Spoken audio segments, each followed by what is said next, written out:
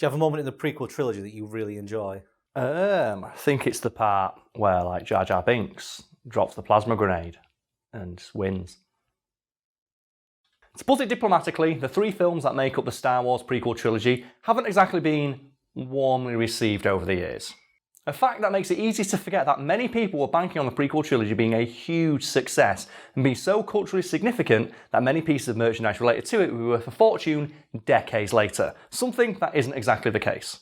So where did the idea come from that Star Wars merchandise might be worth a lot of money? Well, as you can imagine, given that they're still making sequels to it 40 years later, the original Star Wars trilogy was quite popular. Popular. You know what? Popular. Yeah, it's popular despite being plop. Poop. I think that should be a term described. What, popular? Yeah, it's a movie popular that's despite... so bad it's good. Well, the thing is though, has Star Wars now like reached Terminator levels where there are now more bad movies than good movies? Because that's the thing, is like, there's more bad Terminator movies than good ones. So obviously you've got the original trilogy, and then you've got the prequel trilogy, so it's like 50-50 so far. And then you've got The Force Awakens, which like obviously mostly agreed was quite good. Then you've got The Last Jedi, which is obviously more divisive. But then you've got Solo, and Solo sucked. So is Star Wars now like, does it have more bad movies than good movies? Yeah, 'cause I watched Solo, and it's not great. It's like, why hinge your entire film on the acting ability of Emilia Clarke and some chucklefuck who literally needed acting lessons? Did you hear about that? Yeah. Fun fact, half of Solo had to be reshot because the 2 main actors had no chemistry, and they had to bring in an acting coach to teach him how to act. That's true, you can look it up, that's a real thing. I've forgotten his name. Exactly. He disappears so much. He was so bad, they brought in an acting coach to teach him how to act. I still think they should have gone with the idea of bring Harrison Ford back and don't use any CGI, and just through sheer stubbornness, like he pretends that he's younger than he is. So I would have much preferred that movie. Well, people pushing for that guy online who does the impressions of him. I think you showed you a video of him. Oh yeah, and he looks exact. The thing is that looking like the actor doesn't really... Well, he looks like him and he can do the voice. Yeah, but that's the... But then he might look like he's doing too much of an impression. Yeah, if the actor you get in looks too much like the actor they're trying to emulate, then their performance can't be elevated beyond that. So that's why I like Looper. And because because it's Joseph Gordon-Levitt and Bruce Willis. So put a picture of Joseph Gordon-Levitt and Bruce Willis. They look nothing alike.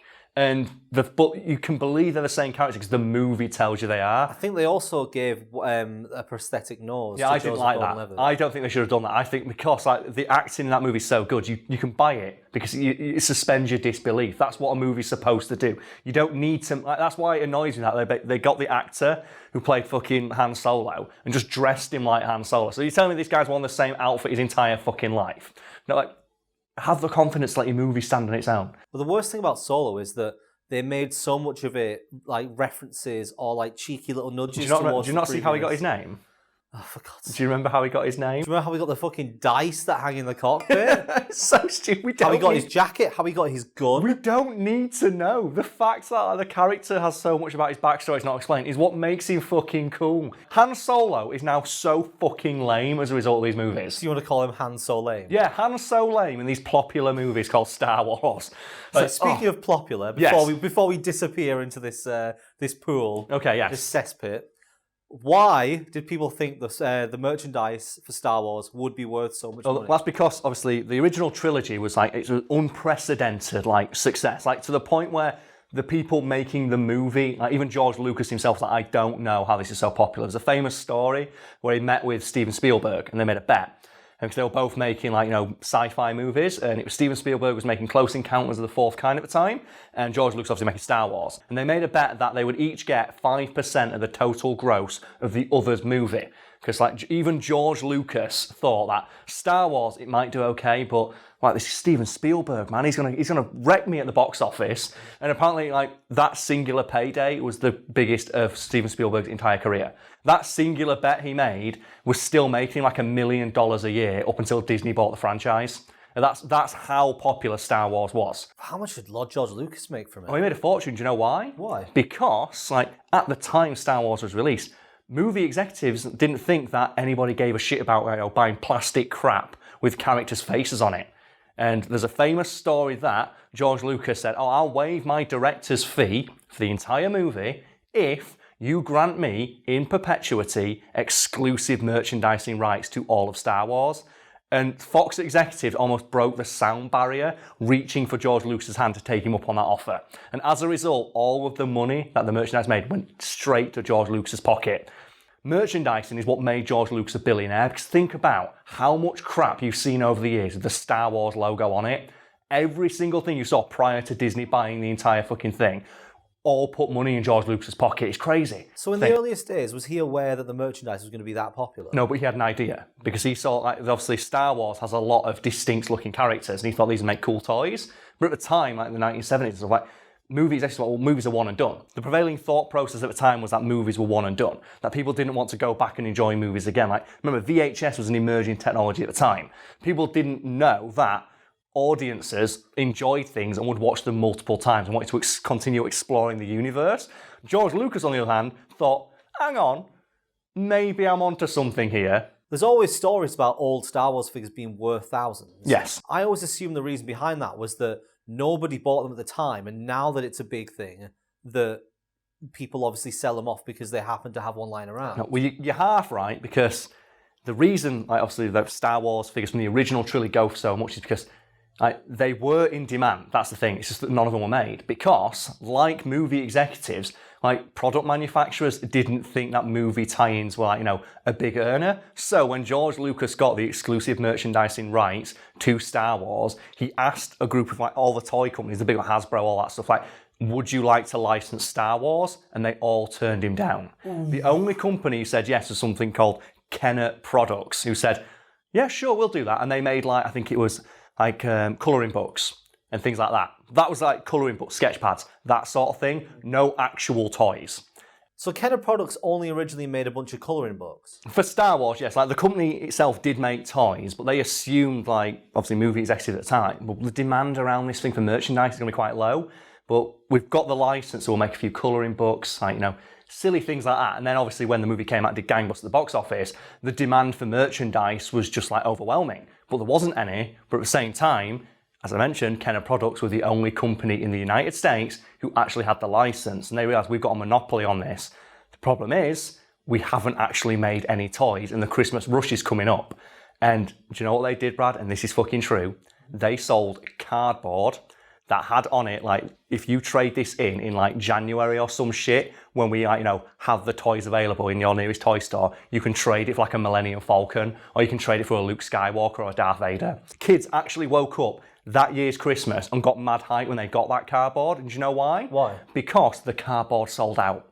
That's so you were lucky if you got the cardboard. Yes, right. I don't think anything sums up the demand for Star Wars merchandise more than the fact the thing they handed out to, like, that you bought because they didn't have any merchandise, as basically a voucher to buy more merchandise when it became available, sold out itself. And even today, those pieces of cardboard are considered a collector's item. Because what do you think happened to that piece of cardboard when the kid got his Luke Skywalker action figure? It went in the bin. Yeah, it went straight in the fucking bin. But obviously, it's such a unique piece of merchandise that today there is demand for it, because that is virtually unprecedented in, like, you know, the sphere of toy making. Like, can you think of any other toy that was that popular? They had to sell fucking vouchers to give you the ability to buy one. I think the closest you get is Frozen. And that is because apparently Disney misjudged who was going to be the most popular character of the series, because they originally banked on Anna being the breakaway character, because she's obviously the main character of the film, and it was Elsa. So what Disney did is they made loads of Anna dolls, but no Elsa dolls. And obviously, what did all the little girls want for Christmas? They wanted the Elsa dolls, and you had, like, the fist fights at the store to get it. It's just crazy, man. I can think of one example, which is the toy Turbo Man in Jingle All the Way. Yes, because Arnold Schwarzenegger's character wins a competition to get one, and they give him the cardboard. Don't they say to him, well, you can trade the voucher in for a Turbo Man? That is actually a pretty apt comparison, because in that film, Arnold Schwarzenegger goes to try and buy a Turbo Man, and people laugh in his face saying, where the fuck have you been? It's the hottest toy in the world right now. You're never going to get a Turbo Man. Do you want Booster? They try and sell him Booster. Nobody wants Booster. I love in that film, there's like the underlying theme of fuck Booster. And even at the end, in the final fight, when Arnold Schwarzenegger's dressed as Turbo Man, like, the guy dressed as a villain says, go away Booster, nobody likes you. And all the kids start kicking him.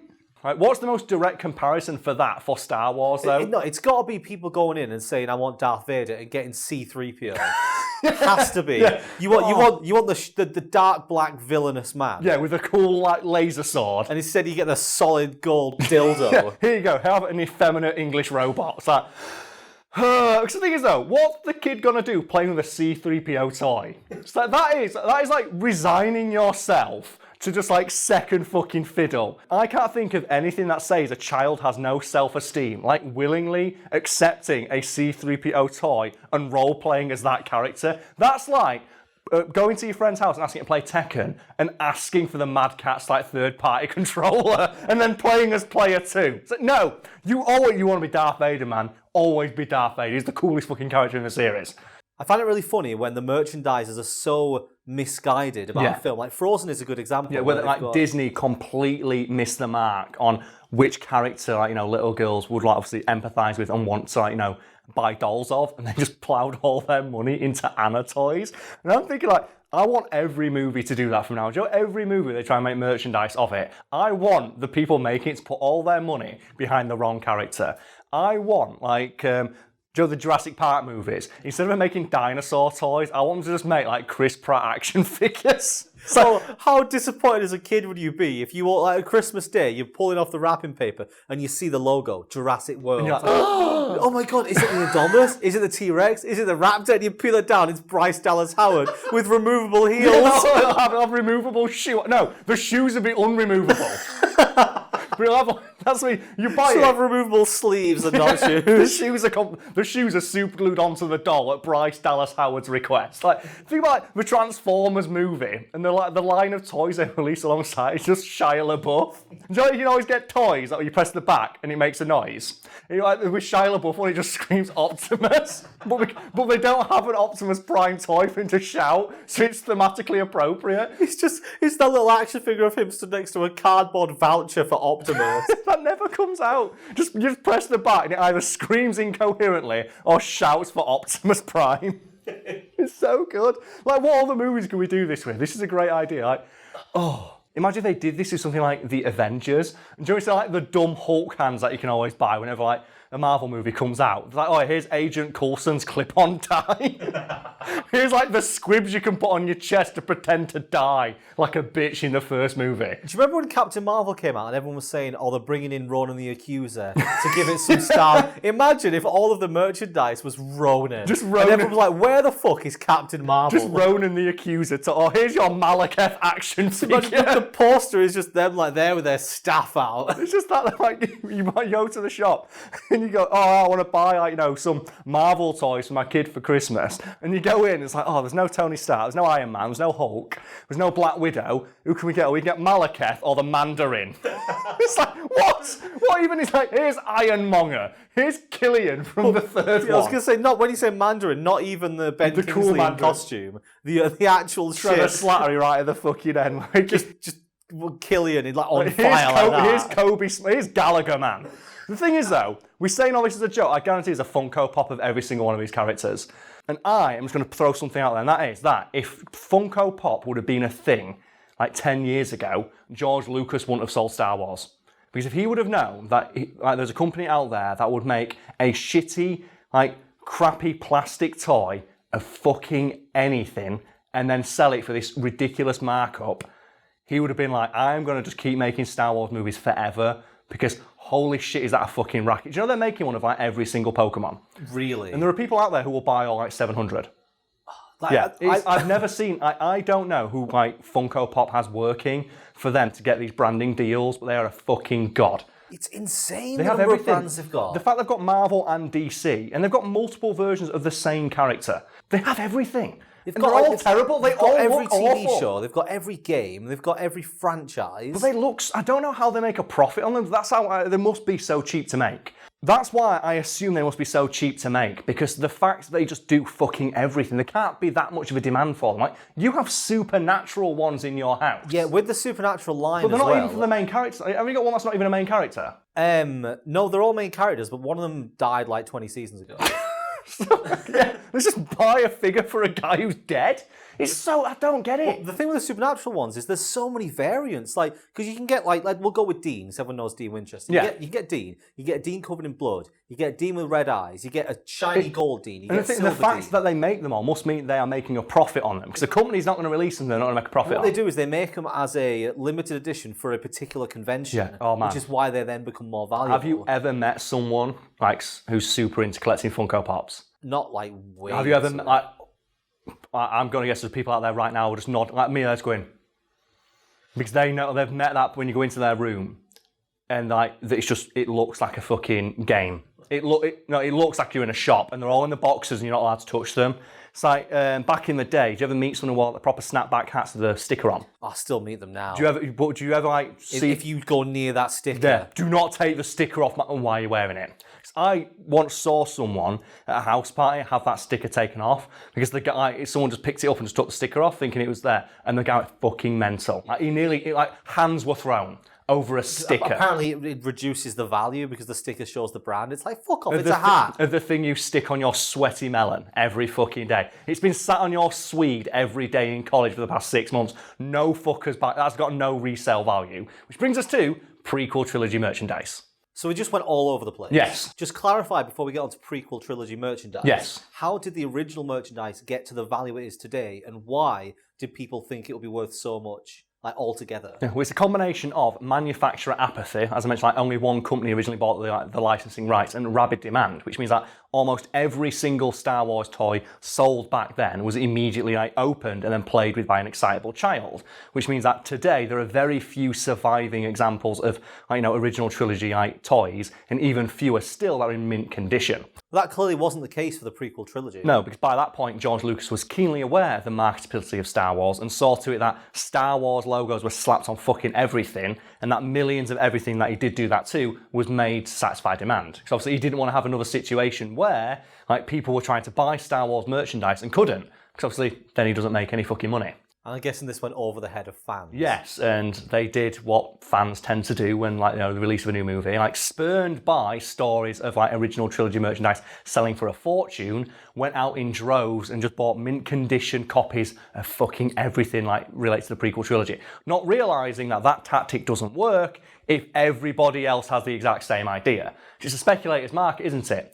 Well, yeah, obviously. If hundreds of people have bought a Jar Jar Binks action figure and kept it mint, it's worth nothing. There's hundreds of them. The reason the original trilogy merchandise is worth so much is because there's so few of them left. Because nobody realised that people in the future might want to collect them. And this is a story that happens all the time. I think comics is the most visible medium for this, where you always get stories every couple of months saying, recently, this comic showcasing the first appearance of insert superhero sold at auction for millions. And the reason it sells for that much is because there's 3 in existence, and that's it. But that doesn't mean go out and buy 300. No, because what happens is people see stories like that and think, well, if it happened with that comic, it might happen with this one. Yeah. But the thing is, it's not going to happen with that one because 5,000 other people have the exact same fucking idea. I think nowadays there's only 2 things that will ever make something worth a lot of money. Yes. And that'll be either if there's an imperfection with it, like a coin. Yeah. If it's minted wrong. Or if people just don't know what the fuck the thing is, and then it gets popular later. Yeah. A good example of that is The Walking Dead. Because obviously The Walking Dead is this huge global phenomenon now, but it was initially just a niche indie comic that had a couple thousand copies made of each issue. And obviously, after it took off, they did compendiums and that. But that initial run is worth a lot of money because there's only a few thousand of them in existence. And obviously, people who collected those or had the foresight to save them, thinking maybe it'll be a big deal in the future. But the chances are, if the thing is already a big deal when the merchandise is made and you buy it, there's probably going to be a lot of it out there. And that's when obviously your thing comes into play because. Obviously, to fast forward to the newest trilogy of Star Wars, obviously it's the same exact thing has happened again. Yeah. People have gone out there and just bought the new trilogy stuff in droves, thinking, well, maybe one day it'll be worth money. And of those toys, there are only a few that have actually gone up in value since then. And I think it's a Kylo Ren action figure that has Captain Phasma written on the thing. It's a misprint, like you said, which folds into my thing of there's only a few of them out there. But to bring it back to the prequel trilogy, because so many people went out there and just bought prequel trilogy merch and then just hid it away in a cupboard. And when you go to trade shows and things like that, it's just lousy with prequel merch because no fucker wants it. And that's the beauty of it, because obviously the prequel trilogy was so bad that no one wants to own merchandise from it, say for like novelty value. Oh, I've got like, an original Jar Jar Binks action figure. So is the prequel merchandise actually worth anything? Not really, no. And the beautiful part is that most prequel trilogy merchandise today sells for less than it cost to buy brand new when it was first released. Which you think, oh, I feel bad for the people who did this, but no. We have to remember the people who are selling this shit, chances are they were scalpers. They were the dickheads who go in on day one and shoulder check children out of the way to buy 16 Kylo Rens. It's those guys, while thinking, I'm going to be a millionaire when I do this, as they see other people do the exact same fucking thing. So they're those arseholes who buy all like the front row tickets to movies or events or stuff like that and then sell them for like an obscene markup at a later date. Like, those people can fuck off. And there's just something beautifully poetic about the fact they banked on the prequel trilogy. They put their faith in Jar Jar Binks to make them a millionaire.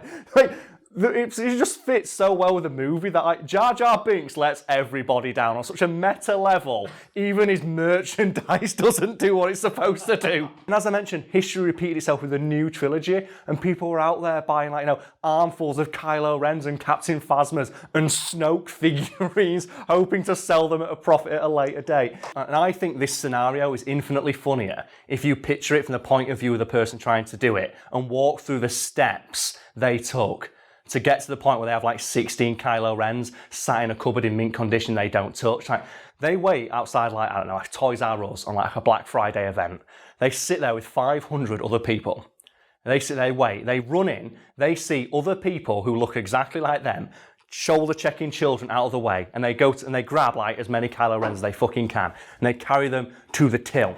And they wait in a queue and they look around and they see everybody else with armfuls full of Kylo Rens, all buying them, all talking about how they're going to be rich in the future. Yeah, a little wink and a nod at each other. And you have to sit there thinking, well, yeah, but I'm going to be the one who makes the money off this stuff. Just watching literally dozens of other people do the exact same thing. Like, even if you think, oh, they're never going to be able to resist playing with their Kylo Ren figurines, like, they've got 20 of them. It's like, they can open one and still have 19 left over. It's so fucking dumb. Like, you have to, you stand there in a fucking shop that is decked head to fucking toe in Star Wars merchandise thinking, yeah, in a couple of years, these will be hard to find. There is a day of the year in supermarkets in the US dedicated to the release of new Star Wars toys.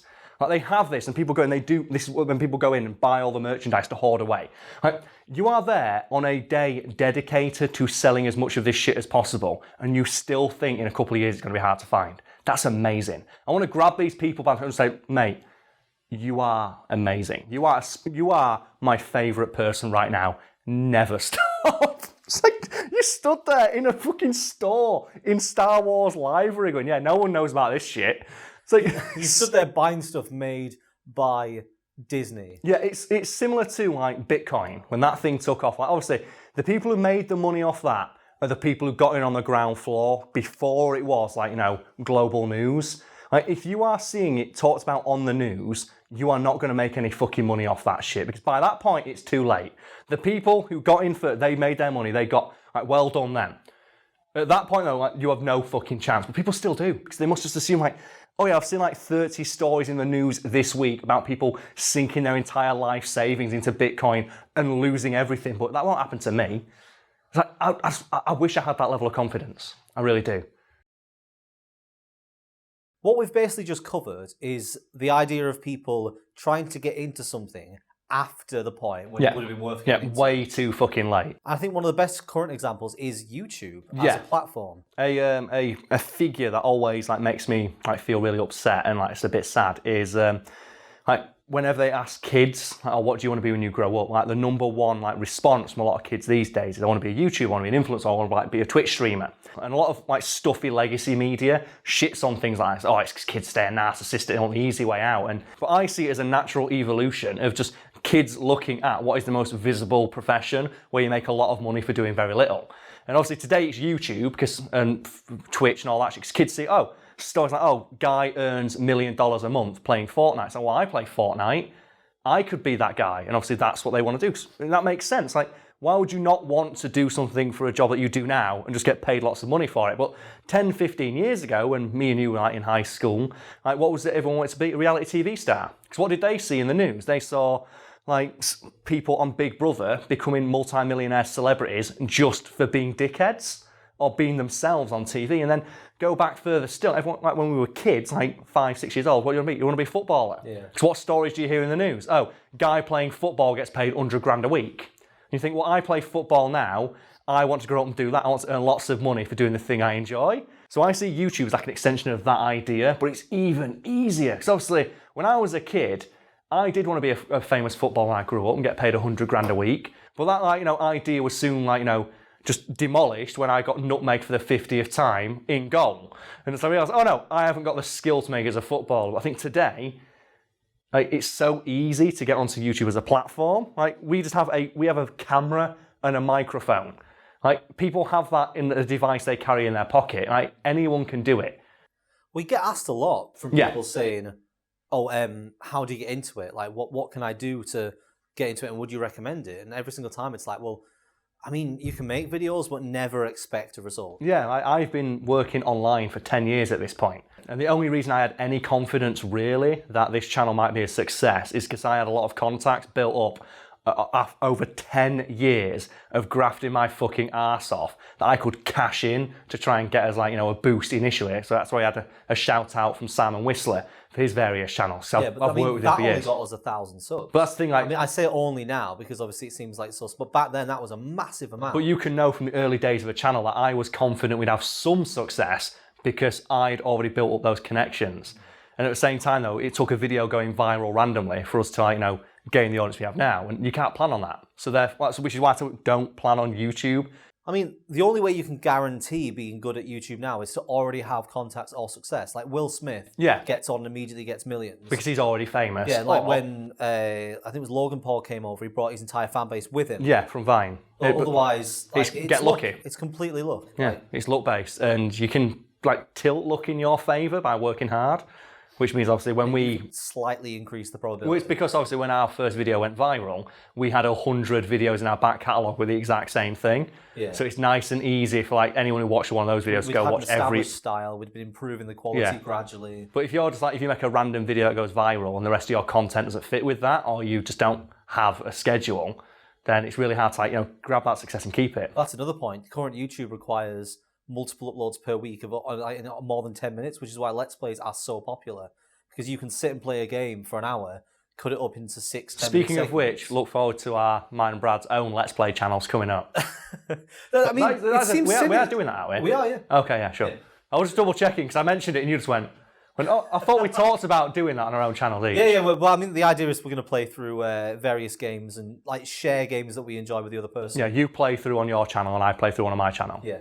But it seems really cynical to say, but that is one of the best ways to make videos at the moment for YouTube because they're long, they can be entertaining, and they don't It requires minimal. I was gonna say I didn't want to put people down for that, but yeah, it requires very little effort. It's that thing though of it just sounds so. It seems like trying to pull the rungs up behind us. It's like the crab mentality. No, we got ours.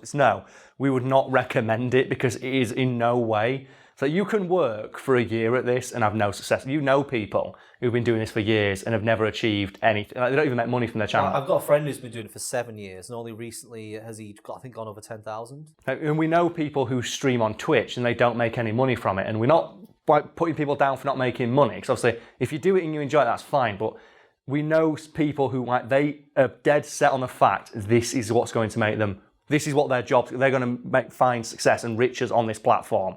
And that mentality, it's just really upsetting to see people with that mentality in mind. Because you know that chances are they're not going to make it. No matter how talented or motivated they are, it's all luck. Yeah, the most upsetting part is me and you and everyone will know someone who is making videos that are actually good. Oh, better than ours. That's the problem, yeah. Well, the thing is, I find loads of channels randomly through recommendations that I'm like, this person's better than what we do.